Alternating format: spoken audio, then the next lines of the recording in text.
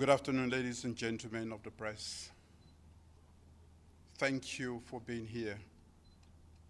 We stand at a pivotal moment on several fronts for global peace and security. Accordingly, I wish to address three urgent issues today: the situation in Gaza and the United Nations Security Council vote. 2, the challenge of conflict-driven food insecurity and Sierra Leone's Feed Salon initiative.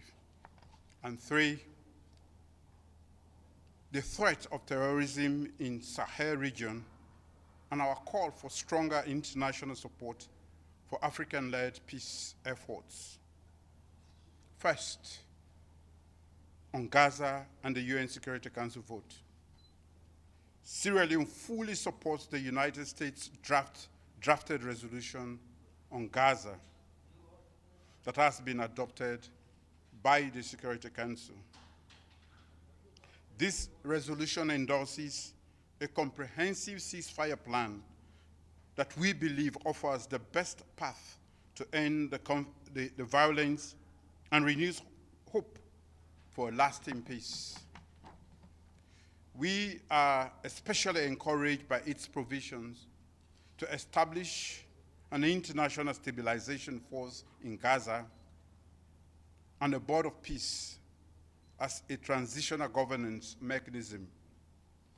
These measures, an impartial security force on the ground, and a political administrative board are crucial for stabilizing Gaza, protecting civilians, and creating an environment in which meaningful peace can take root. We commend the leadership of President Donald J. Trump for spearheading this bold peace initiative.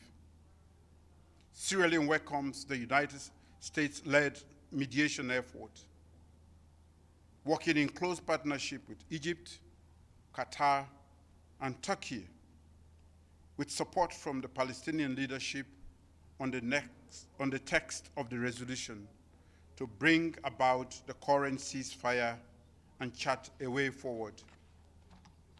Indeed, without the tireless efforts by the mediators, together with our collective advocacy in the Security Council, the hard-won ceasefire and the release of hostages in Gaza would not have been possible.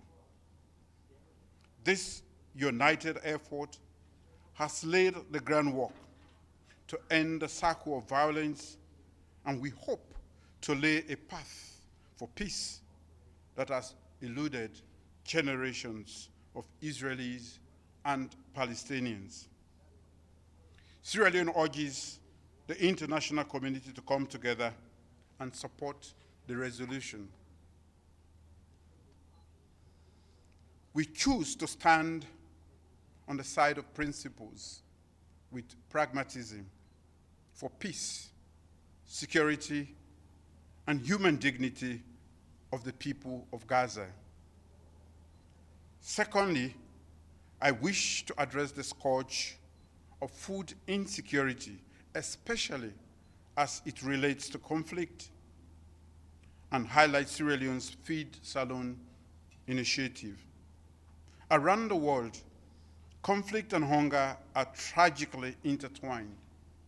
In fact, the latest global report confirms that armed conflict is a primary driver of acute food insecurity in numerous countries. It accounts for the suffering among nearly 140 million people in 20 conflict-affected nations. When wars erupt, they do not only shatter lives and infrastructure, but they also destroy crops, disrupt markets, and drive families into famine. As a nation that has itself endured conflict in the past, Sierra Leone knows all too well that hunger can be both a cause and a consequence of instability. This is why we have been vocal in the international forums about breaking this vicious cycle. Today, under Sierra Leone's presidency of the Security Council, we convened a high-level open debate on conflict-induced hunger, a signature event of our council chaired by myself. We want to galvanize global action so that conflict is no longer allowed to breed starvation, and starvation no longer fears new conflicts. But advocacy alone is not enough. Sierra Leone is also taking concrete action at home through our flagship program, Feeds Alone.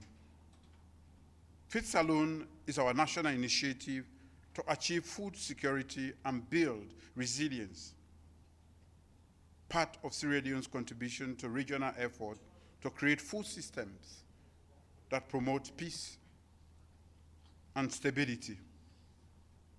The vision of Feeds Alone is simple, yet transformative, to boost agricultural productivity, 1. 2, to reduce dependence on food imports. 3, alleviate hunger. And 4, ultimately build a resilient food system for our people. We are investing in everything from mechanized farming and irrigation to improved seeds bank, better roads from farm to market, and support for our women and youth in agriculture. By increasing local food production and creating jobs, Feeds Alone fights hunger today and tackles root causes of conflict for tomorrow. We believe that a well-fed nation is more peaceful. It's a more peaceful nation, one where youth have opportunities, communities are more self-reliant, and there is less competition for scarce resources. Sierra Leone is proud to lead on this issue, and we call on our partners to join us in linking food security and peace building. Together, we can ensure that no child goes to bed hungry because of war, and that food is used as a tool for development rather than as a weapon of conflict. Finally, I turn to the situation in the Sahel and coastal West Africa, and what we ask of the international community. The rise of terrorism and violent extremism in the Sahel, and the increasingly spilling over into coastal West African states, and that constitutes a grave threat to international peace and security. Jihadist and extremist groups are expanding their reach, exploiting weak state presence and feeding off instability. But we in the region are determined to confront this menace head-on. As current chair of the ECOWAS Authority of Heads of State and Government, I'm committed to strengthening regional trust and security cooperation to address our shared challenges. We are working hard to restore confidence among West African nations and to bolster intelligence sharing, joint training, and coordinated action against terrorist groups. Our region continues to face insecurity in the Sahel and along the Gulf of Guinea. Terrorism, political instability, illicit arms flow, and transnational organized crime are testing the resilience of our nations and the effectiveness of our institutions. ECOWAS, under Sierra Leone's chairmanship, has made it a priority to rebuild that resilience through unity. We are engaging all member states in the region to foster dialogue and bring our region back together around our core principles of democracy, peace, and development. Only by building trust among neighbors can we present a united front against terrorists and traffickers who threaten us all. However, to succeed, Africa's effort must be met with robust international responsibility and partnership. Today, I call on the United Nations Security Council, the UN member states, the Secretariat and partners to support Africa-led peace initiatives with concrete action. In particular, we urge the full implementation of UN Security Council Resolution 2719, which was a landmark unanimous decision acknowledging the need for predictable financing for African peace operations. That resolution provides a framework for the UN to help fund African-led peace support operations through assessed contributions on a case-by-case basis. In other words, the international community agreed that when Africa takes the lead in solving crises, the UN can and should take its share of the burden. We must now translate this commitment into reality. We welcome the African Union and United Nations ongoing work on to operationalize Resolution 2719, and we stress that now is the time to act. African-led missions need reliable and sustained support. This includes the proposed ECOWAS standby force to combat terrorism in West Africa. By investing in African-led peace operations, the international community invests in its own security as well. Terrorism in the Sahel and West Africa is not a localized problem. Its impact ripples across borders and continents. Supporting an African response through frameworks like Resolution 2719 is a strategic imperative to keep extremists in check and uphold international peace and security. Let me use this opportunity to commend the UN Secretary General Antonio Guterres for his renewed attention and dedicated support to addressing the multidimensional threats in the Sahel and West Africa. In conclusion, Sierra Leone remains steadfast in its commitment to global peace, security, and multilateral cooperation. Whether in supporting a path to peace in Gaza, combating hunger and building resilient food systems, or uniting against terrorism in Africa, our message is the same. We must work together. No nation can solve these challenges alone. Sierra Leone will continue to do its part in the Security Council, in the region, and at home to champion solutions that uphold the dignity of every human being. I urge our international partners to join us in these efforts with the urgency and solidarity that these times demand. Thank you.